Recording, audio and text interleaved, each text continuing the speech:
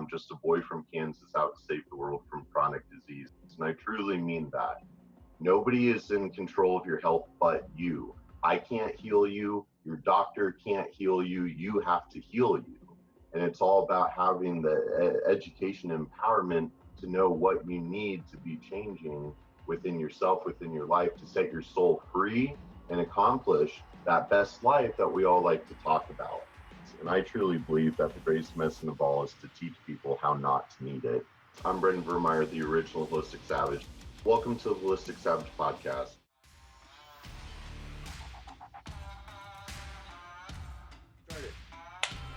Yep. Welcome, Dr. Guy, to Thank you. the Holistic Savage podcast, where we like to discuss all things related to functional health, consisting of functional medicine, functional fitness, functional spirituality, and functional psychology. Love the shirt, my brother. So how are you doing today? Representing right here.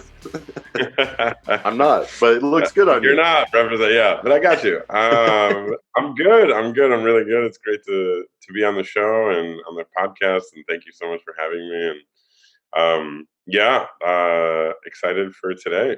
Absolutely. The podcast is totally just like a passion project where, it gives me an excuse to like hang out with my friends and have cool conversations about all the cool stuff we do in our industry. So we've had a lot of amazing people on the show, and, certainly in 2019 we got connected where fun story. You were on stage giving a talk about the gut-brain connection while I was stuffing my face with some smoked salmon in the back of the room. And I was like, who is this guy? I like this guy. And then now just Vibe Tribe ever since. Yeah. I mean, we've been at 5 or 6 shows at this point together. Yeah, just like everywhere we go, it's like, what's going on? I look forward to the day that like all of us, we get Carrie and Tina and you and me, like we get the squad. Yeah. And then we just take over as squad. Yeah. So it's funny, Tina Moore and I go way back. She was actually one of my first mentors in regenerative medicine, almost 6 years ago at this point. Oh, that's sick. And then Carrie Jones and I, we did a podcast too. I love it. I love our group. Yeah, we've got a tight circle. We just had Tina on the show. Not that long. We haven't released the episode yet, but it was awesome really? Recording. That'll be a sick one. So we just got our squad. So Dr. Guy, you are a naturopathic physician, correct? Yes. Very good. So I figured, we'll probably cover kind of a broad area of topics today, but I know one of the things we wanted to talk about was kind of the current state of the healthcare system, because obviously in today's world and with 75% of the workforce by 2025 is going to be made of the millennial generation. And I definitely find kind of the functional medicine movement is very much a millennial driven movement for the most part. But being a naturopathic physician, I'd love to hear you speak to kind of your observations on the state of things and where you feel like this is all going. We can just dive in, kind of see where this goes. Yeah. So I'm not in love with the state of things currently, and I think that's why I go on stage and I speak, and that's why I spend generally quite a bit of time with each patient, is just the education of where we're at right now from where we need to be collectively, I think is pretty far off. I think the difficulty is that medicine has become such a pro-disease model rather than a preventative model. And in the pro-disease model, what I see is that there's just a cover-up Band-Aid solution all the time. And it's so prevalent with the allopathic mindset. And that's, by allopathy, I mean just general conventional Western mindset. And that's not bad when you're dealing with emergencies. But what I find is it's really bad when you're dealing with chronic disease, because chronic disease is multifactorial. There's multiple systems at play. And there is, that you mentioned functional spirituality. And I think that's a really important topic. I just came back from I just did a 10-day meditation yoga retreat in the Bahamas, which that's sick. Changed my brain. Yeah. I feel unbelievable. And so, I it's 2 weeks of the average rest of the average American gets 2 weeks off Mhm. a year. Yeah. Europeans, South Americans, they get something like 8 weeks is the average. So we're chronically overstressed. Our food supply is compromised significantly. Nutritionally, we're deficient in a bunch of stuff, and then they're just putting all this stuff into our food, and it's Mhm. kind of driving us crazy a little bit. So one of the specialties that I have is I talk about the microbiome. That's what I Mhm. lecture on, and so what we're seeing is that the microbiome is so prevalent in controlling all of the things, almost all the biology in the body. Um, it has a correlation, if not uh, a direct aspect of control. So, as naturopathic doctors, we've kind of been since the beginning of time saying like everything starts in the gut. Everything Mhm. starts in the gut, and that's what we're finding to be true now. And now the medicine's coming out, and we have a long way to go. But yeah, as far as like the general healthcare of and the general state of things, yeah, we're kind of living in a tough time right now. I think there's a huge pendulum swinging across the board, politically, spirituality, Mhm. um, you know, overall holistically, and a big mindset shift. And so, as you mentioned, millennials, I think they are really good at understanding the difficulties of what's come before them and able to shift away from that. And so, yeah, I hope it continues moving in the correct direction forward. But yeah, I Mhm. think yeah. What's your take on where we are right now? It's a big thing, and I remember, when I was a little bit younger, because I am a young guy in this industry, and when I was kind of first breaking into it, I was probably maybe like a little bit more immature with my message of it, like, the system's broken, da da da da da. And one of my friends, Dr. Adam Miller, who we had on an episode in season one, and he's a medical doctor, MD, and like a dentist and like 50 other things. He's an impressive dude, but the way he was really describing it is kind of a um, identity crisis, and I was like, that's an interesting way to look at it, and probably a good way to put it. Because on the one hand, I just recently went to a medical doctor's office with my mom because I was there to advocate for her and help bridge that gap because patients, the average individual, the average client, the average patient, they have no idea what they need. They just don't know. Well, I need to lose weight, diet, and exercise, and it's like 70% of the American population is overweight or obese, and almost 50% of the American population is pre-diabetic or diabetic.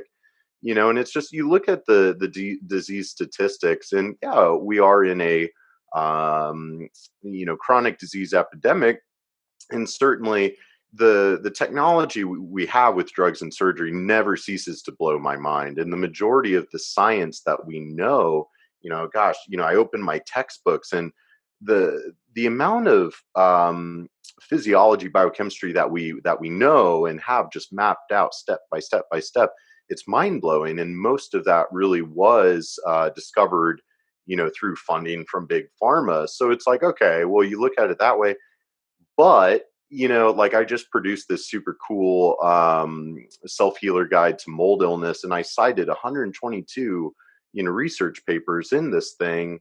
And it's like, just all this evidence, and of course, you go to the medical doctor and, oh, I think I have mold toxicity, and they don't believe you. That doesn't exist, even though like they use mycophenolic acid, a mycotoxin, pharmaceutically for organ transplant rejection surgery, and we've studied it for biological warfare. So my point being, yeah, when it comes to a lot of the functional alternative sciences, microbiome, and how microbes or any other functional topic plays into chronic disease, and it's like, it's just largely ignored by conventional medicine. And I have seen some positive changes. I was pleased with the appointment that my mom experienced with her medical doctor. She was pretty receptive, but nonetheless, we have so far to go. We have so And yeah, in the functional space, okay, a lot of patients feel failed by conventional healthcare. They're tired of going to a doctor and making their health complaints. And oh well, do you want something to make you feel better, SSRI or whatever it is? So then they turn to functional. But then in the functional space, it's hard to know what kind of practitioner you should look for because mm, everybody's kind of working on something different. yeah, So, yeah. ugh, what do we do? The difficulty with functional medicine too is that there's there's a certain aspect where we hold MDs to the highest standard of understanding the body, right? And Mm, then what I see consistently, and again, there are a lot of brilliant functional MDs out there. But what I see a lot of the time in my office is somebody comes in and they've had, you know, thousands of dollars worth of testing, which I don't think is necessary. Most of the time, usually it's much more simple than that. But these doctors will do a deep dive. They've done the IFM, the Institute of Functional Medicine courses, which is 8 weekends, and it's great. It's great information. But if they've never had true mentorship and understanding a, a functional way to look at the body, not just functional medicine, they are just running through an allopathic mindset, right? mm, So they're still like, okay, there is a problem somewhere. Let's, instead of giving a drug, now we're going to give a vitamin or we're going to give a mineral, right? And we're going to plug that in and we're going to hope the whole system kind of like, it's like they're looking at like breaks in the physiology and they're hoping that by adding a little bit of something where that break is, everything kind of repairs itself. mhm, Um, and again, that's not a multifactorial way to look at the body. It's not a systemic way to look at the body in a true holistic fashion. And in that way, I think oftentimes patients are led, that they've spent a ton of money, they've exhausted all their options, they don't know where to look, they don't know what to do, and then they're feeling kind of poor. So yeah, it's a tough way to navigate it unless you're really trained in knowing which practitioner to go to or knowing what's wrong with you and where to look for the answers. I can't even imagine how potentially stressful it is for the patient to be like, where do I go? Who do I look for? What do I need? And doing it in a cost effective way. And then our insurance systems, they barely cover anything. So yeah, we're in a tough place, I mhm, think, in the world right now.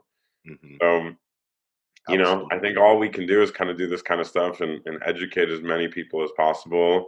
I think stuff like this is the way to create change, and hopefully we reach a bunch of people, and teach them what to look for, what to think about in terms of their own health. And Mhm. yeah, Absolutely. I'm really happy to hear you say that because I find myself saying that all the time where I find, I mean, I'm pretty well exposed, within this industry, and I do still see just too much reactionary.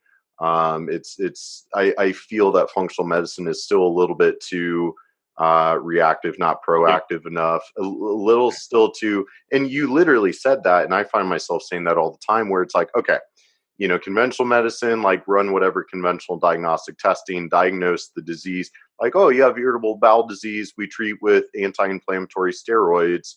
We don't look for what caused the right, inflammatory disorder. But then, like, okay, functional medicine, all right, so we're going to do, first off, they charge you an arm and a leg. We're going to do thousands of dollars of tests. It's hard to get into the office. And then it just kind of feels like, okay, well, instead of running conventional tests, we're going to run functional tests. Instead of giving pharmaceuticals, we're going to give pharmaceuticals and supplements. And it's still just like throwing pills at a piece of yeah, paper. yeah, uh, and it's like, well, that's not holistic, that's not functional. and yeah, and so it's like we need to make functional medicine more functional. And that's where, like you said, the greatest medicine of all is teach people how not to need it. And so this is yeah, where obviously we're all kind of rallying together. yeah, But yeah, we have to be, more like, for example, I was just recording a module for my course, and it's kind of like the difference, the paradigm shift of seeking out healing opportunities versus looking for disease. And the example I gave in the recording was talking about, Clostridia overgrowth, where, okay, well, there are ways of assessing Clostridia overgrowth. Now, that doesn't necessarily mean you have an acute Clostridia infection that's, causing pseudomembranous colitis in your, shit and blood or something. But it's like, well, let's maybe not wait for it to become that. And, if we see evidence that you have an overgrowth of a potentially pathogenic, bug, and there's clinical correlation where you have symptoms and health complaints that we can connect back to that, why don't we do something proactive, like take some spore biotics or da da da da da. So totally agree with you, and it's great to, like-minded people. So then, let's go and run with that, where Yeah. you mentioned the microbiome. Yeah. So wasn't it Hippocrates like 1,000 years ago that said all disease begins in the gut? Yeah. So Yeah. something about that. Yeah. So I'm finding that's the case. And so I specialize. So now, because I speak for Microbiome Labs, Mhm. there's a lot of people that are hearing about me, and then they're coming in for pretty complicated gut stuff. Mhm. I'm finding an interesting correlation. So let's talk about it here, because I think a lot of people are suffering from it, and I don't think it's being talked about as much. And that is the direct correlation between anxiety and gut issues.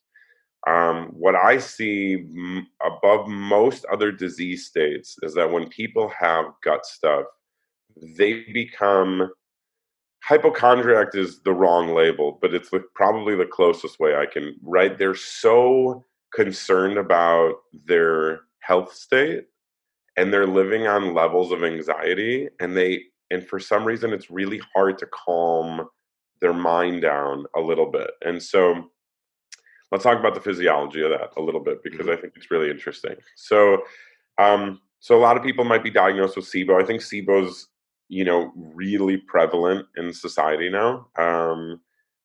At least I see it all the time. Patients are coming in, they're like, I'm diagnosed with SIBO, I'm diagnosed with SIBO, I'm diagnosed with SIBO. Um, a lot of the times it's an easier fix than they think it is. Mhm. And then some of the time it's a really difficult fix. And I think the difference is that sometimes the mechanism of their specific SIBO is a little bit beyond our understanding of what all of the different microbes in their specific gut are doing. Mhm.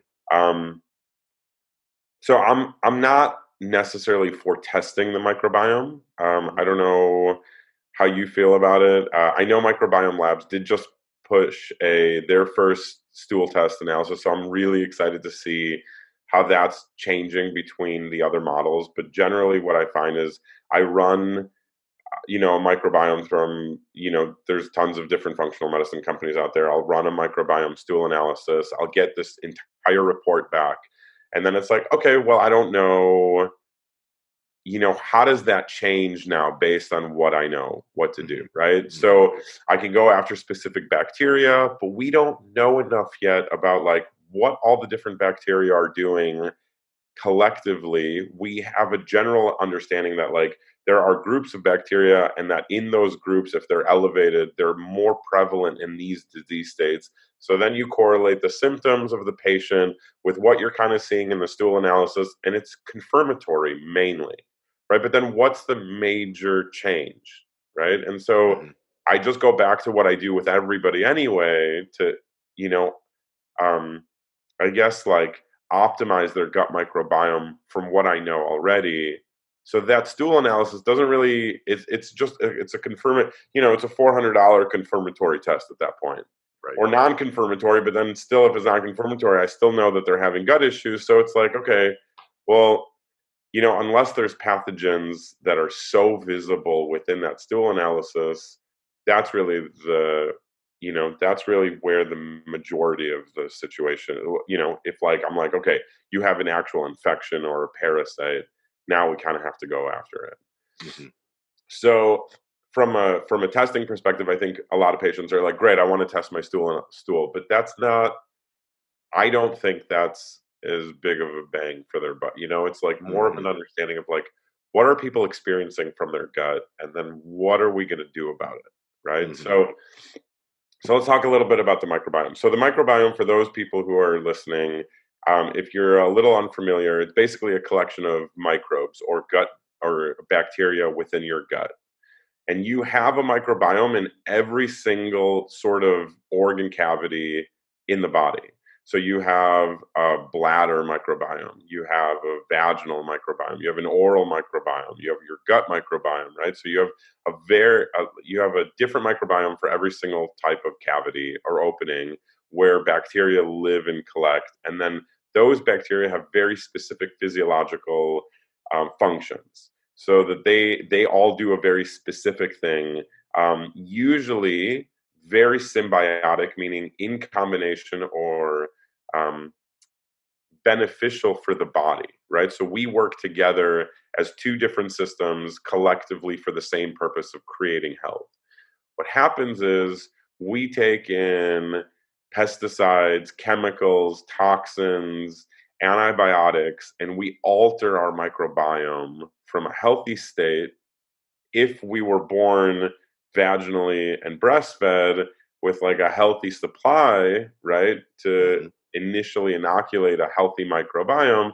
If we are already born in a healthy state, we then have all this advent of like high sugar, corn syrup, everything that we were living in, and then all this toxicity as well. And then that alters the microbiome, and it starts to degrade certain aspects within the gut specifically, and then our microbiome shifts from a healthy state to a disease state, right? For as a general basis. Hmm. So then what happens is we have the onset of chronic disease, usually because inflammation starts there and then spreads to the rest of the body. So we could, I don't know if you want to get into LPS toxicity and metabolic endotoxemia. You do. You want to get Let's into do all it. Yeah, let's do it. all right. This is a rabbit hole kind of podcast. Yeah. Okay. All right. Cool. So bacteria have on the outer layer of the bacteria on the cell membrane, they have something that's called LPS. Okay, and so LPS stands for lipopolysaccharide. And so, as bacteria, because you have trillions of bacteria in your gut, as they die, they release this LPS out of the, into the lumen. So basically, into the free flowing space in the colon, where if you eat, everything pretty much goes into the lumen, right? And so, I'm explaining that poorly. So basically, the whole of the gut, outside, like, help me out. How do I explain the lumen? So it's like, we've got all the bugs and critters, and we've got our mucosal barrier, and then the actual the analogy I always use when I'm teaching my students is like we have the castle, and we've got the inside of the castle where everybody's living. And then there's like the moat that goes around the castle. So that's like our mucosal barrier, that Yeah, chemical that's good. defense line. So then it's like you've got all these invaders. So let's say all the bacteria in the LPS, and it's like, well, they got to make it past that mucosal barrier, and then they have to get over the castle wall. But that happens, right, where we get the breakdown of the mucosal barrier, we get the degradation and destruction of our epithelial tissue, that and then Yeah, all of a sudden, yeah, shit's getting across into the bloodstream yeah. systemically. That's a great analogy. So as you're eating food, right? So that will break down, and then you have probably a better, like a good on top of that, a good analogy is like you probably have like these bridges of Mhm, safety to allow stuff into the castle and to keep the bad stuff out. mhm, So that moat, that castle wall starts to degrade.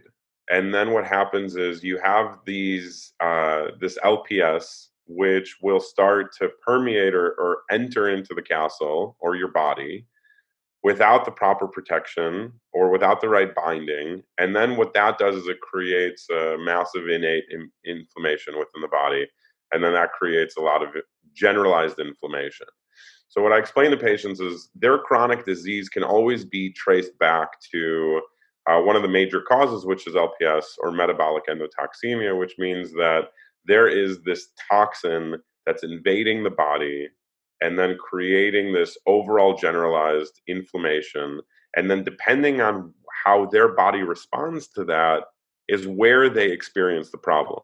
Mhm. So whether that goes into joints to create arthritis or rheumatoid arthritis, or it shifts their immune response internally so that they then become autoimmune, or it changes the neurochemistry so that things like I said mentioned before, like anxiety, all that stuff, the way that their nerves are processing, or it affects their blood-brain barrier, which then creates a whole sort of neurokinetic and neuroinflammatory cascade. So depending on how their body reacts to that inflammation dictates how they're going to experience disease Mhm. and what disease state we're going to label as this is the major disease that you're experiencing, patient A. And so then the conventional world is going to do, okay, so we know that it is a autoimmune disease. So we're going to give you things to regulate your immune system rather than treating the cause of it as like, so good. I like this castle analogy. So let's run with this for a little bit. So, um, instead of saying, okay, we need to fortify our walls a little bit better, so we stop getting this attack all the time from this LPS. We're just going to change the way we're working internally, and so the entire time you're never getting to the cause of the problem. And I think that's why patients are so frustrated, and it's not the allopathic doctor's fault because that's how they've been trained, Yeah. right? They've Yeah. been indoctrinated into this incredibly overpowering, mental, brutal. I have a family of doctors and they're brilliant, right? Like they excel incredibly well at exams, and they're kind of doing all the things that they've always been told, and this is all the literature states, right? And so then they get into this incredibly rigorous mind-bending program, Mhm. and then they come out and they have a certain amount of ego usually because they've been told that you've done all of the hardest work probably in the world out of most professions. This is the way things are. Mhm. And and it's very difficult at that point to undo a little bit of that training and start digging into, well, why is that the way things are. So as we know more about the microbiome, as we understand the causative nature of chronic disease, as we understand the role that nutrition and diet and lifestyle have a play with the factors that cause chronic disease, then we can start changing. Which again is why I don't run thousands of dollars worth of testing, because a lot Yeah. of the time it's like I just sit there for 90 minutes and I run through all the questions that I have with a patient and they tell me everything. And then it's like, okay, well, we know that these fundamental systems like your sleep, your eating, your drinking, your exercise, all of these systems are a little bit off. Or so Mhm. one of the systems is off significantly and it's altering the other systems. And then you've had an advent of these toxins and these glyphosates, and then your Mhm. mucosa or your castle wall is not strong anymore. And so you're allowing this disease state to kind of permeate into the body. Let's correct that stuff and then restore some of the basic systems of the body. And, people feel right as rain usually. Absolutely. So I think as brilliant as medicine has gotten, we've also ignored our own capability of healing. Yeah. So much so that, pharmacology takes over physiology. That's always how I explain it to my patient. When you start taking a pharmaceutical, you're taking over the physiology of the body. You're Mhm. not allowing the body to repair its own process. Mhm. And usually it's a cover up to what's really happening. So then another symptom comes on as a warning sign of like, okay, well, you've changed this physiology, so we can't show you this symptom anymore. It's like a crying child, right? Like you're not feeding the baby. Like you might be doing all this stuff, the baby's still crying. You might put a pacifier in, but it's going to find other ways to tell you it's hungry. Right. So that's kind of, yeah, right? So Yeah. so as generalized chronic disease, as generalized gut health, as the microbiome is concerned, the the basic and fundamental reason is that you have this LPS leaving the gut microbiome every time you eat, And then that creates this internal innate inflammatory cascade and this internal sepsis situation, internal mini sepsis. Yeah, yeah, And that's a good way then to put it. that internal sepsis is creating this immune reaction. And then depending on how that immune system is happening, then you have inflammation, because inflammation is the direct result of an overactive immune system. And then you have pain. Inflammation results in pain. So I forgot who it was. I actually think it was the founder of chiropractic. I don't know if it was, I think it was D.D. Palmer, actually, who initially said that inflammation is the primary cause of all chronic disease. Hmm. So, and that's true.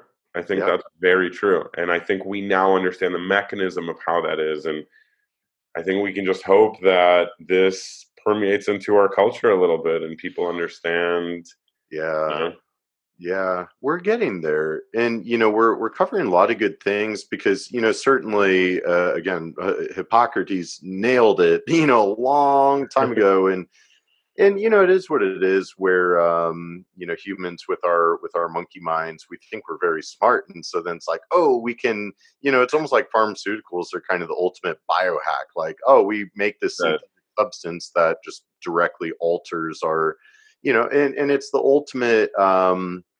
ultimate display of instant gratification, and now big pharma kind uh, of runs the world. And but backing up to, like, totally agree with you on the stool testing. I was glad to hear you say that, because certainly that's something I feel strongly about is stool testing. And that's kind of not, I don't know, I don't want to, it's not like I'm picking on anything or anybody in our industry, but obviously it's like, well, it's our goal to make the industry better and more efficient. And so it's like new tests come out every single day, but that's exactly what I'm seeing, the nuances of stool testing, where it's like, all right, well, back up. Like, our understanding of the microbiome is in its infancy. infancy. We have so much to learn.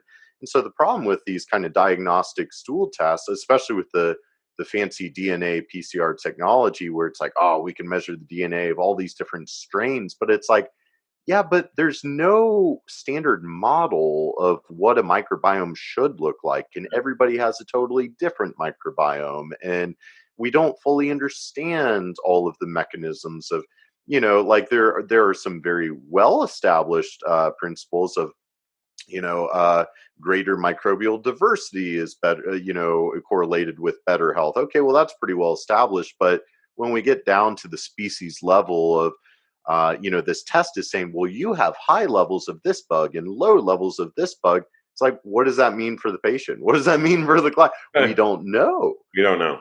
So that's why, like me, I've really gotten We away. know collectively that there are Yeah, groups of those bacteria that are correlated again in those specific disease models, yeah. right? Like we know, like you want a high level of Akkermansia, basically, Hmm. right? Yeah. As an example, overall, because that's a very protective bacteria, and if you Hmm. see low levels, then it's a problem. So there are nuances, but across the board, you're right. Like we don't know all the different strains in combination with other strains yet, and then Right. so there are thousands of strains and species, and like how what are they doing individualistically in the patient in quantity, and how is the patient's entire organism basically, because it's an organism, right? It's like this massive organism, and we just learned about it. I mean, Hmm. 2010 was the end of the microbiome project, right? Hmm. So Yeah. like we're 10 years out of like just starting to be like, oh my god, we missed this massive controlling entity in the body that has so many physiological like implications. Like we're just penetrating into like the understanding of the microbiome. So yeah, Yeah, go along. you're no, you're exactly right. We have a very complex ecosystem within us, on us. We have more bacterial cells in us and on us than we have human cells, and that's where, with all my clients, I always tell them from day one, like, hey, gut health is not a protocol; it's a lifestyle, and it's Yeah. a lifestyle of gardening. And I think, again, kind of some of the maybe faulty practices in the functional medicine world of starting to try to treat specific strains or, chasing the bug. And it's like, well, look, I mean, every time you run that stool test, it's kind of like every time you go fishing, you cast your line, you're gonna reel something else. So this time it's a minnow, this time it's a shark, this time it's a stingray, this time you didn't catch anything at all. And it's like, okay, but what does that mean clinically? And so that's why I've gotten away from stool testing. I'm really big on organic acids and blood chemistry, because it's like, I don't need to know every single little species. I need to know the overall microbial load and be able to see how that's affecting your physiology. If you like, why are your neutrophils not elevated? Why are your white blood cells low? Okay. So yeah, it's nuanced, and that's where we don't always need a test to be able to really kind of coach up like good gardening practices, right? And now I am very excited for microbiome. I already did mine, and I'm waiting for the results. And I looked at a sample report, and it definitely looks, So I guess we'll see how that Yeah. plays out. But Yeah. let's tell us about what are some good gardening strategies for a healthy microbiome, Okay. Doctor Guy. You're Um, an expert gardener. yeah, yeah. Try to be. It's tough. It's tough to, it's tough for me individually to really recognize that the majority of foods you can't do, right? Yeah.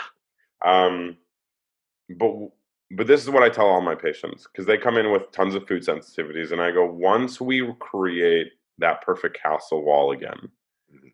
you should be able to eat the majority of foods as long as they're organic, right? As long as you're not putting these stuff that's going to break down that wall, Right. you should be able to eat almost everything. I mean, there could be specific things that you might just never be able to eat again, and that might be just the way your gut microbiome from the day you were born. Maybe it was you had some antibiotic when you were 6 months old and it changed Yeah. that castle wall permanently. And now you can't do, things like lactose and dairy and stuff like that, right? Or Totally. in worse situations like eggs or, right, like Yeah. beans or legumes or whatever. So, um, as long as, but there's so, when you go out to eat, the stuff that's put into the majority of the food is toxic.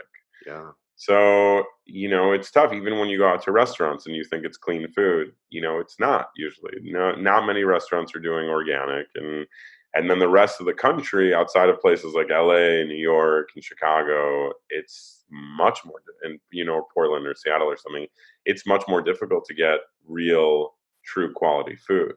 Mhm. So, it's easier in bigger cities. It's way more difficult in smaller cities, but there are tons of options. And so, it comes down to the necessity for me usually. If people are suffering with symptoms, they understand the need to change. And I think that's the difficulty, is that that's important, but it also comes from general people who are in good health also need to learn that there's a shift that needs to happen.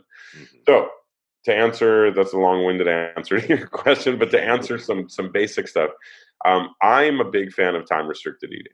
Um, I really like it. I really like doing like the 12 p.m. to 8 p.m. protocol. Mhm. So, and the reason I like that is because of that LPS toxicity. So, when you eat, your bacteria turn over, meaning that they replicate, they recycle, they grow new bacteria. And so, out of that recycling of bacteria, you get more LPS into the lumen of the gut, which creates that inflammatory problematic issue. When you're fasting for 16 hours a day, your body is able to start putting all of its energy into the rest of the body, rather than to like this attacking the moat and castle wall scenario, right? Like, you have more resources to go around the body and correct the physiology of other areas that might need help. So the body's able to heal and do its healing properly, especially, if you're getting a good amount of sleep in, that healing restoration without that onset of like all this inflammation and like the reactionary cause of the body, fixing what you're basically putting into it, it's able to come in and heal the rest of the body. So I think it's really incredible. Time restricted eating, I'm a big fan of. Um, I'm a big fan of keto in the short term. Hmm. Um, a lot of people have questions on keto and if it's beneficial or not. I don't think it's a good lifestyle. I think it's a good therapeutic diet. Hmm. Just based on the literature, what I've been talking with patients about, I think that living in keto for 3 to 6 months is amazing. I think it changes a lot of the inflammatory pictures in the body. I think you burn a lot of the inflammation. I mean, fat is incredibly inflammatory.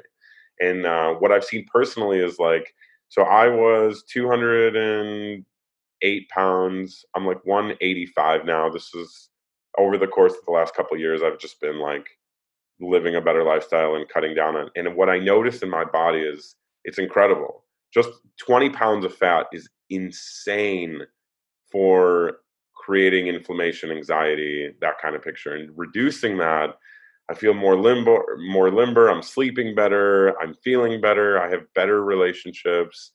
And that's kind of what I tell my patients. Even just Hmm. 15 pounds of fat, so many patients, they don't think that's really problematic. If they can get that off, they're going to notice a huge difference. And in time restricted eating is one of those a great way to reduce or eliminate excess fat in the body, Hmm. in my opinion. And keto. So if they want to do keto for 3 to 6 months and then move on to like a time restricted eating, I really support that. And then usually I give them a whole host of stuff to take for the gut. Make sure they're eating a balanced diet. Make sure they're not eating a lot of inflammatory grains. Um, the five major foods: corn, soy, dairy, sugar, and what's the last one? Grains. Grains, yeah. If they avoid those foods, at least in the interim, I usually do some sort of food sensitivity test because I Mhm. want to see how their body's reacting.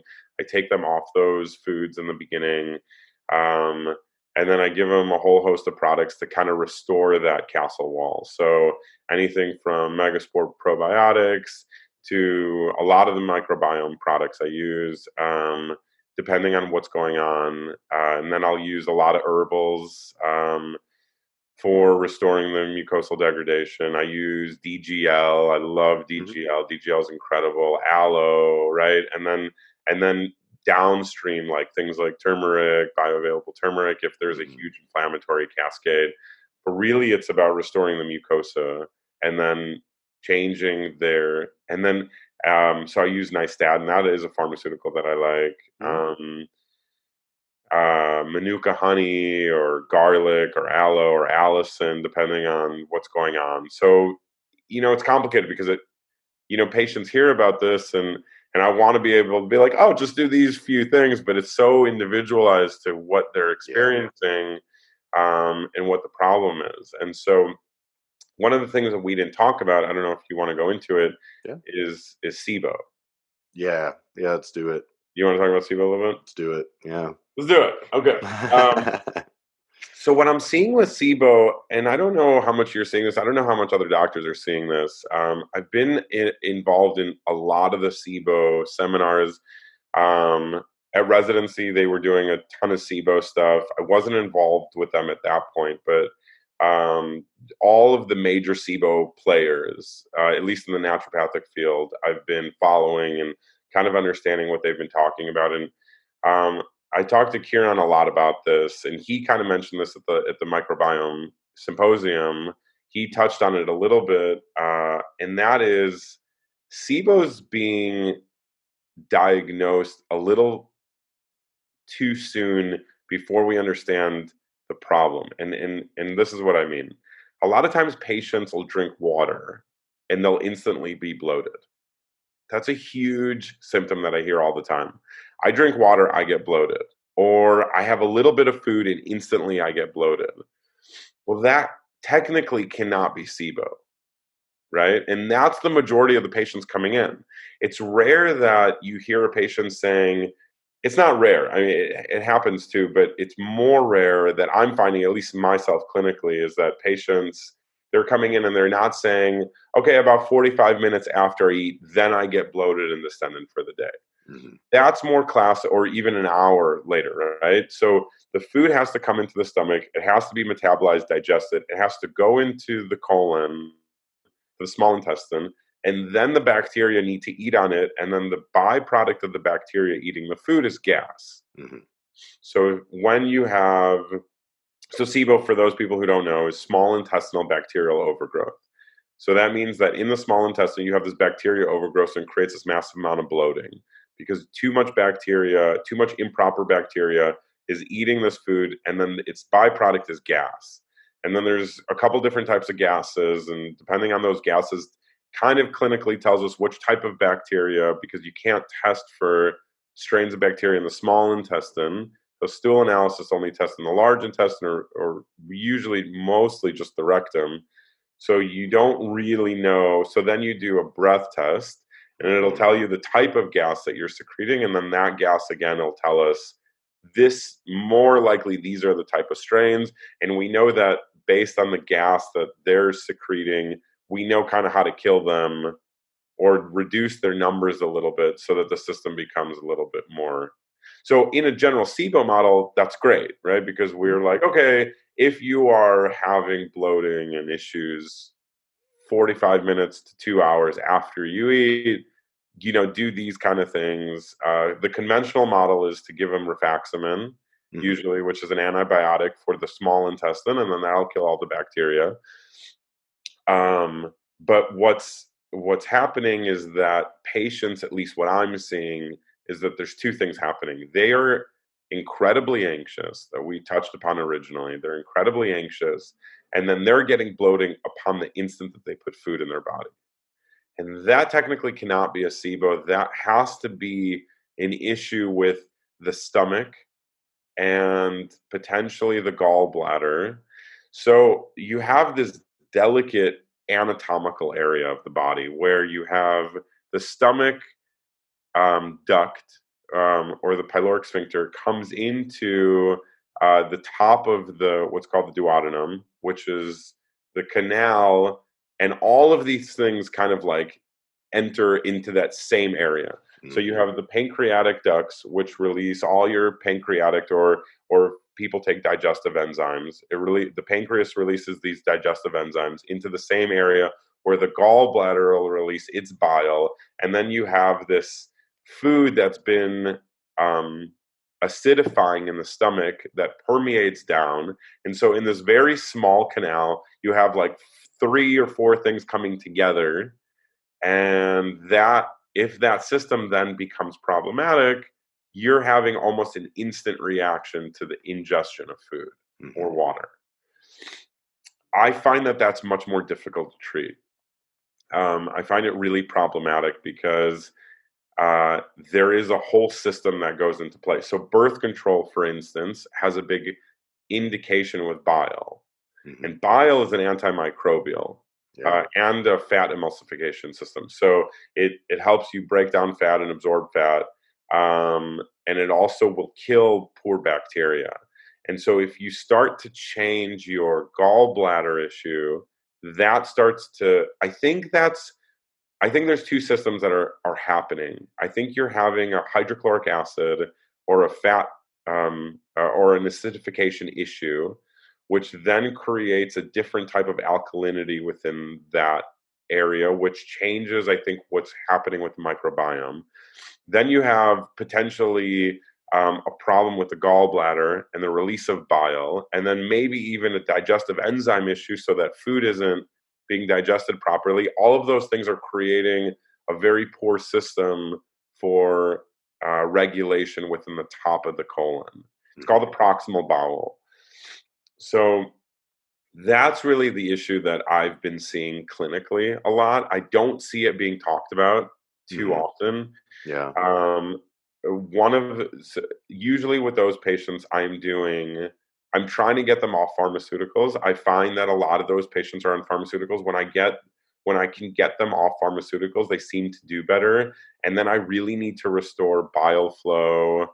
Things like ox bile are great. Mm-hmm. I give them a lot of cholagogues or liver movers. Um, things like dandelion, psyllium husk is really good for continuing that bile flow because it binds fiber, that kind of stuff. Like, so you want to focus on, you know, uh, helping the liver and the gallbladder. And then a lot of times I give them bitters because that'll increase the hydrochloric acid system because most patients think that they're too acidic. I find that they're either way too acidic or not enough acidic. Hmm. The symptoms look the same. Yeah. So if they're not enough acidic, then we give them bitters, and then that seems to regulate their hydrochloric acid system a lot better. It closes oftentimes that lower esophageal sphincter, which causes heartburn when that sphincter isn't working well enough. Most people are not even talking about the pyloric sphincter, even in our world. Hmm. I'm finding that that's very problematic in a lot of patients. I think that needs to be discussed a little bit more. And then you have this, like, so you have this acid system, and then you give them digestive enzymes potentially, and trying to correct that issue. Um, so I talked to a very intelligent SIBO doctor, and what she was doing, which was interesting, is she was testing people. She was sending all her patients to do the Heidelberg test that tests your acid system in the gut. Hmm. And what she was noticing, what there was a bile backflow into the stomach. So instead of bile coming in and going down the duodenum, it's moving upwards and going through the pyloric sphincter back into the stomach, Mm. which is really interesting because that's going to change your hydrochloric acid system. And what that's showing us is that there is so much overgrowth of bacteria, and that basically the drain is. So for those people who are not anatomically aware of what I'm talking about, basically it's a drain. I'm talking about a major drain at the base of the stomach where all these systems kind of come together. And if that drain is clogged, you're going to get an overgrowth and a backflow of different things such as bile into the stomach, which is going to further permeate and create further problems. So this proximal bowel issue, I am finding incredibly prevalent right now. I'm Hmm. finding a lot of my patients are coming in, and that's where the issues are. Um, I don't know. Are you hearing? Are you talking about this? Are you hearing about this? Yeah, I'm glad you're bringing all this up because I definitely do think SIBO can sometimes be overcomplicated, and a little IBS, a little SIBO, a little or a lot, bloating, distension, 45, 60, 70 minutes after you eat. That's usually relatively easy. Get some immunoglobulins, some binders, some probiotics, maybe a little Okay. biocidin. Like it's Right. usually or antibiotic Yeah, I'm sorry, I prophylaxis. forgot to mention biocidin. I use biocidin Yeah, really. it's Yeah. it's usually easy enough, but no, I agree. And I think the bile thing is a big part of it, and so I'm very liberal with my use of ox bile and hydrochloric acid because, as you said, a lot of people that might have acid reflux and GERD, a lot of times they don't have enough stomach acid, and there's so much fatty liver and biliary stasis going on, and so with kind of bugs and detox sort of being my thing that I focus on the most.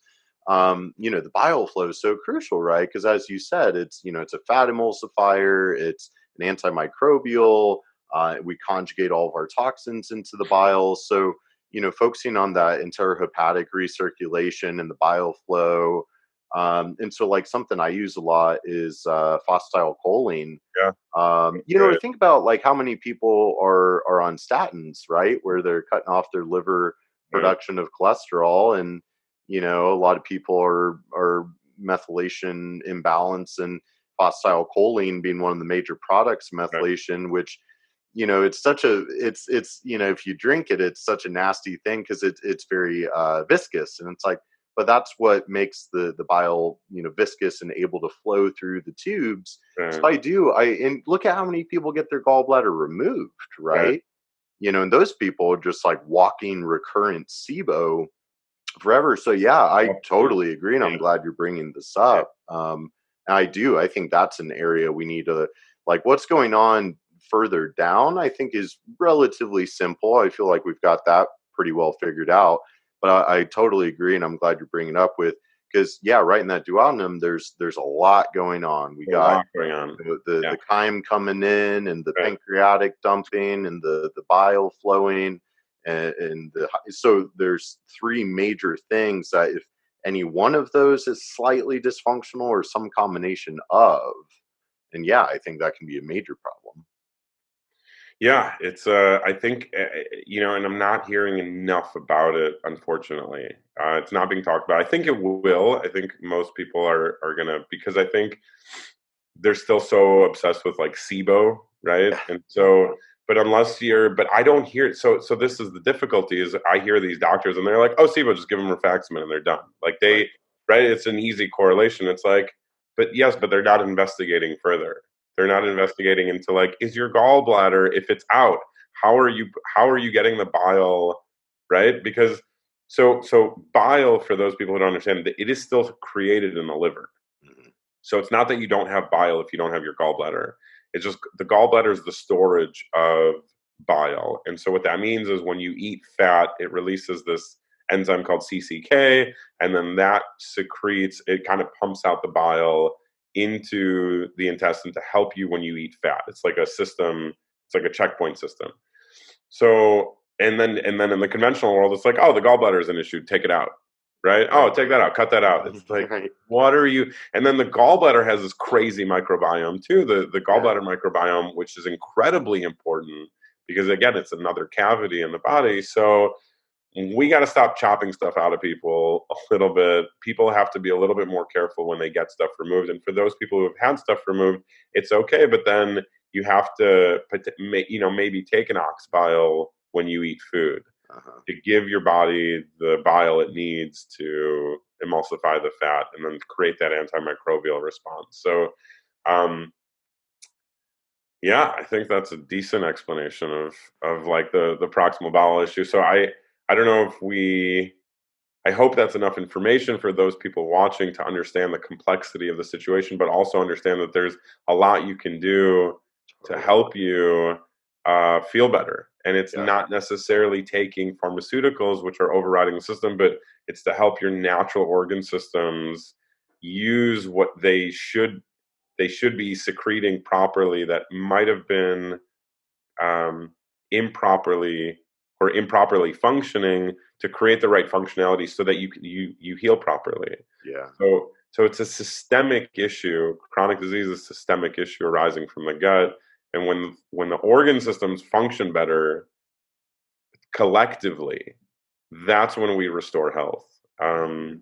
And we didn't even talk about hormones. I For know. another day, I know probably. it. But Yeah. Yeah. hormones are 50% of what I do, Mhm. because so important, right? I mean, they're messenger signals that create so many people have hormonal issues, right?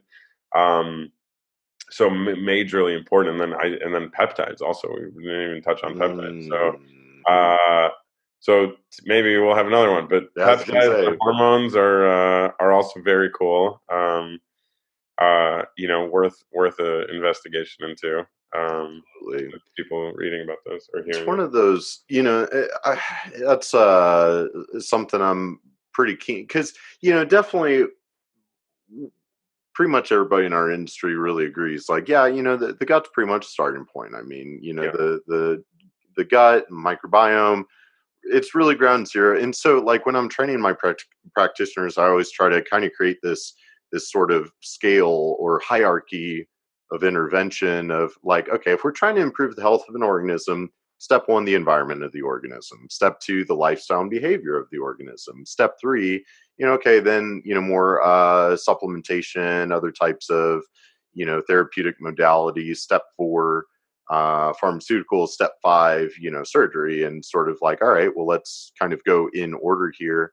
And so it's all the basic stuff, and people don't like hearing the basic stuff constantly, but it's like, yeah, I yeah, mean, you're a stressaholic, you're not yeah, sleeping, you're drinking tons of caffeine, you take ibuprofen, because it's like you look around, and unfortunately, And you touched on, fat and fat being very inflammatory and everything. It's like, well, yeah, all these people are like, people need to understand. It's like, okay, well, our phospholipid membrane that makes up the membrane of every single one of your 100 trillion cells in the body, and it's like the fat that you're ingesting or food that you're ingesting is going to dictate what type of fatty acids are in that cell membrane. And ultimately, when you have all these people that high sugar diet, high omega-6 diet, high fat diet, all these things, and it's like they are literally, well, they're overweight.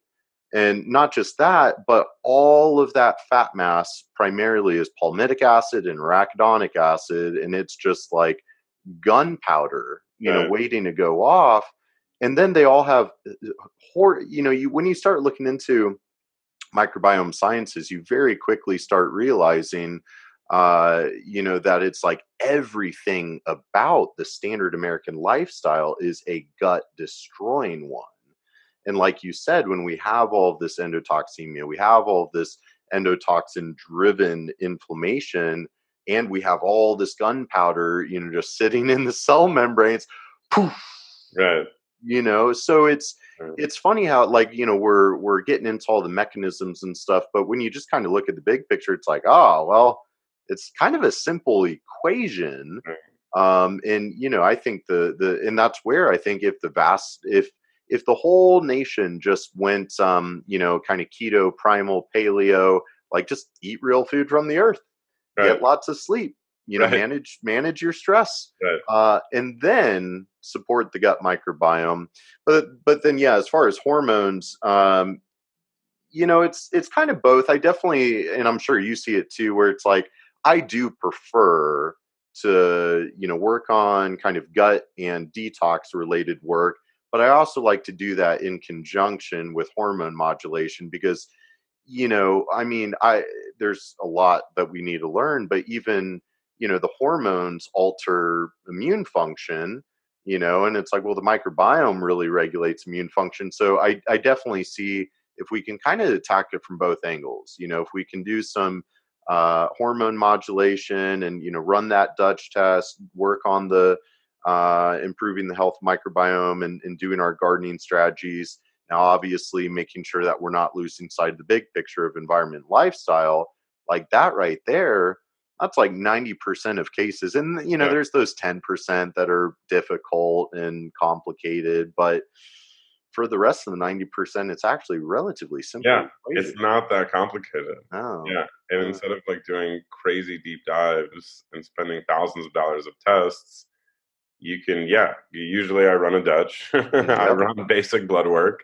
Yep. Um, and my basic blood work is apparently extensive, but I think it's basic. Yeah, totally. Totally. I'm like, we need all these tests, and people are like, that's a lot. I'm like, it's not that, but that gives every system of the like that. That's a true, right? Yeah. Um, and Is it's that, so funny to me when like doctors will run like, AMP, CBC, yeah, all like that? 4 Or tests. I'm like, what is that telling you? Like, that's just such a small snippet. But totally. yeah, but I love blood work, and I do that often. And you're 100% right. Like when you put the major components together, the body does what it's meant to do, and that's to heal. Yeah. Um, and I think there's a stronger picture at play now, which is so important, and that is people are attempting to find happiness. Mhm. Right now, more prevalent in our society than ever before, I think, as a collective. We, especially millennials, right? Like, Yeah. we are, happiness is um, the major driver, I think, now Mhm. amongst people, right? Like people are not saving as much, they're eating out more, they're going out more, they're being more social. Um, so I think we're attempting to find happiness, and happiness is uh, such an important part of with of lifestyle. Yeah. If you have a proper lifestyle, you're gonna be happier. If you exercise more and you meditate, right, and you calm that monkey mind down, and you have some sort of spiritual practice, and you have a community of people there's gonna be an achievement of happiness and calmness in the body, which is gonna further perpetuate more healing and more response. And so I was just traveling. Like I said, I did a 10-day meditation, and then I went to Colombia for 10 days after that. Um, did a really nice trip. Yeah. And what I find with the Colombian people is they're so much more calm. Mm, You know, they have this brilliant. First of all, they're not on their phones every 2 seconds. You never see them on their phones. They're not getting this like crazy dopamine electronic response all the time. They're not overworked.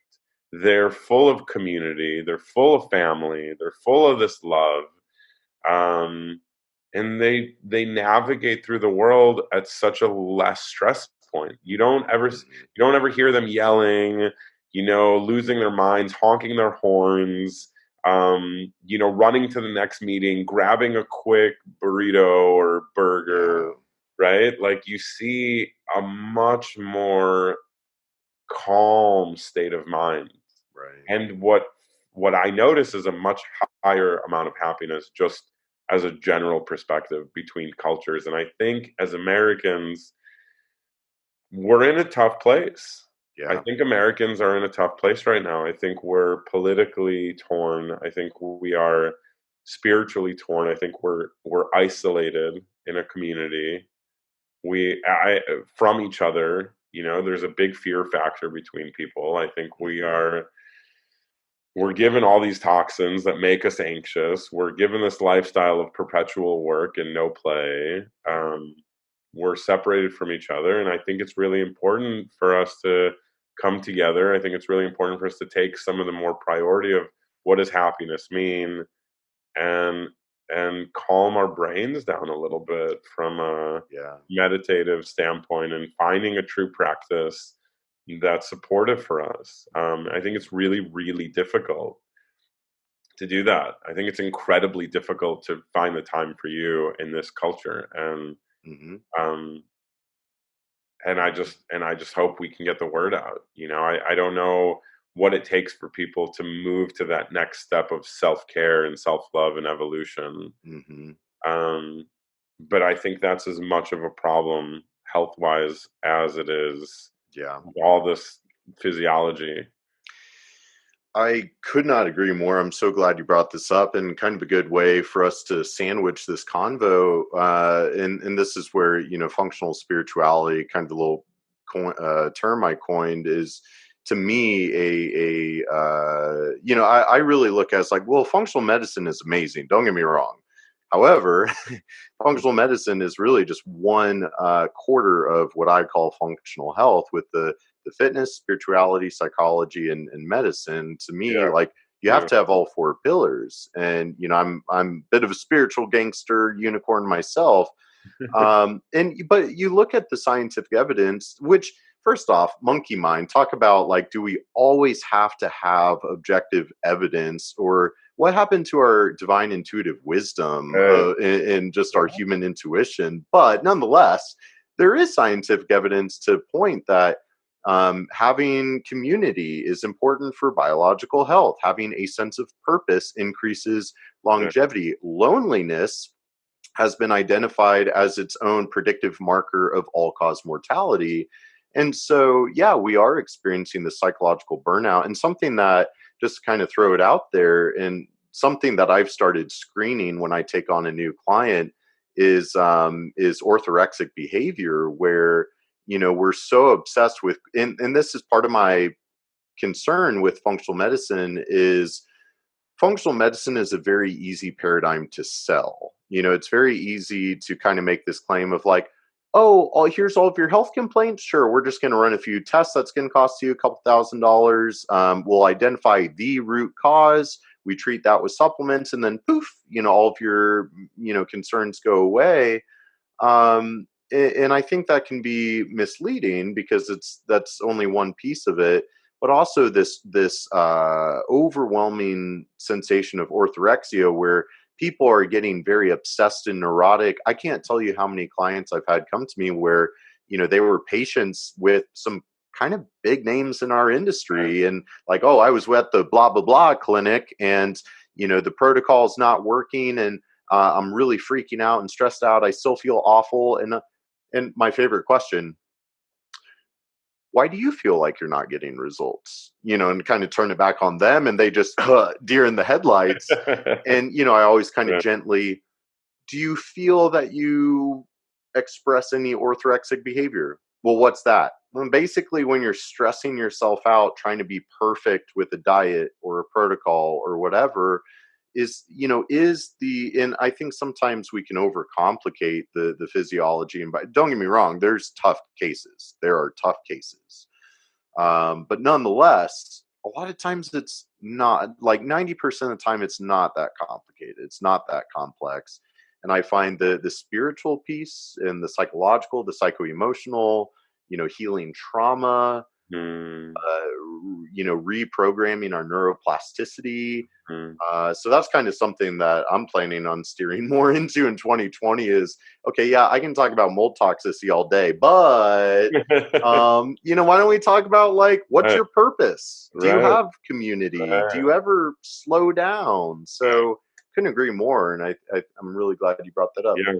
And those patients, I'm seeing this proximal bowel issue a lot, oftentimes, which is really interesting. Like those patients who are consistently obsessive and like they can't seem to find regulation. I'm finding that physiology, and so I work on both things. So I do something called NET. I don't know if you've ever heard of it. I don't know. It's one of my favorite emotional techniques in the world. It's neuro emotional technique. Okay. It's phenomenal for like tracing to the root cause of when emotions started. All So right. Yeah. oftentimes with patients, I'll be like, let's see like why your plasticity is, why are your neurokinetics are programmed in this way also. Hmm. So, the body's amazing, right? Like we can sit here probably for 10 more days and Yeah. just continue geeking out on Yeah. all of these topics, right? Totally. And and it's incredible. I think, as patients, I think they just want to feel better, right? They're like, I just want Okay. to feel better. And I'm like, you're missing the journeying component of your own Yeah. healthcare, Yeah. which is an incredible teacher. For those who are sick, oftentimes I talk to ex-cancer patients and they're like, it's one of the best things that ever happened to me, you know? Hmm. Cause it was such a teacher for them, Yeah. you know? Not for everybody, but for those who take it on as a way to change their paradigms Yes. and make the things that are more important in their life. Um, it can be such a gift. It can be a very scary, very lonely navigating, right? Like we're a very pro health model. We hate, our culture doesn't take kindly to sick people. No. Um, and it's, and I'm always very empathetic with my patients, but it can be such a journey for truly rediscovering their spiritual component, their community, Yeah. their purpose here. um and in that way, though, so what you were saying is like the spirituality, the divine intuition, all that stuff is so prevalent, like in this meditation retreat. Such an I just keep going back to it, is when I shut my brain off, the wisdom that comes out is so much more powerful and so much less stressful. And all of the little worries that we have consistently, that our monkey mind is telling us all day, every day, to grasp onto this and when we calm that down, like that's where the happiness emerges from. Yeah. The benefits of like a true meditative practice is phenomenal. So yeah, I'm curious what people take away from this talk, but I think this is why we both do what we do, is because it uh, not only is like the science interesting, right? Like Yeah. it's super interesting of like what's going on with all these systems, and you do a deep dive and you go into the literature and you understand these components, and you can give these certain herbs and minerals and vitamins and sometimes pharmaceuticals, but most likely not. And then you can restore people and then also help them shift to a better state, because as what we first talked about, the state of the world right now is a little bit scary. It is. And we, I think this is kind of a perfect circle of like when we tack into that spirituality, into the mindset. And, when I say spirituality, I just mean an inner calmness, Yeah. an inner state of kind of understanding rather than a reactionary state, right? Like when we have like an internal wisdom that we find that leads us forward in life.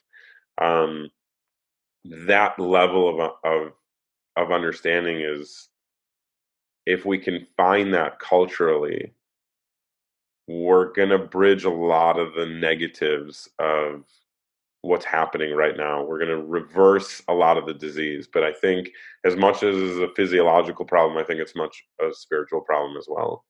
Yeah.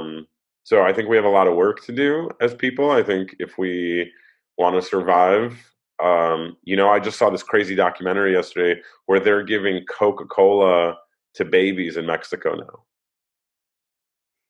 Like, and like same thing. It like breaks my heart to think about that. Like, Coca-Cola is literally being given to babies in these third world countries, and obesity and diabetes is becoming more rampant in these third world countries because Coca-Cola is cheaper than water. Like, Yeah. like it's crazy. And I don't know what I want enough community coming together to change the systems at play. Right. So we just got to keep fighting, my friend. I was gonna say that's why we're here. Yeah, this is amazing, kind of full circle convo, starting with kind of the state of the world, state of healthcare, diving deep into the root causes of disease, and then bringing it back to purpose and spirituality, the pursuit of truth, the pursuit of happiness, the pursuit of unconditional love for self and others. And ultimately it always comes back to love. Love is the ultimate, Right. it's the highest frequency, it's the most healing emotion. And so the more that we can pursue love, unconditional love for self and others, raise the vibration of the collective, and Right. end on a little bit of a woo-woo note. Yeah. But I know you're here for it. So what an amazing convo. But Yeah. it's such an honor to be able to sit down with a good friend like you. And definitely next time we're at the same conference, which probably happen another 5 times this year, Yeah. hopefully be sure to grab dinner. The holistic savage, my friends. Yes. The one and only. Such a pleasure to be on here. Thank you so much. Let's keep fighting the good fight. And yeah, looking forward. Maybe we'll do a hormone round or something in the future. Oh yeah, there'll be around 2 for sure. Wonderful. Enjoy the rest of your day. Such Thank a you pleasure. so much. Can't wait to see you soon, my friend. You too, my friend. All right, see ya. Okay. Bye.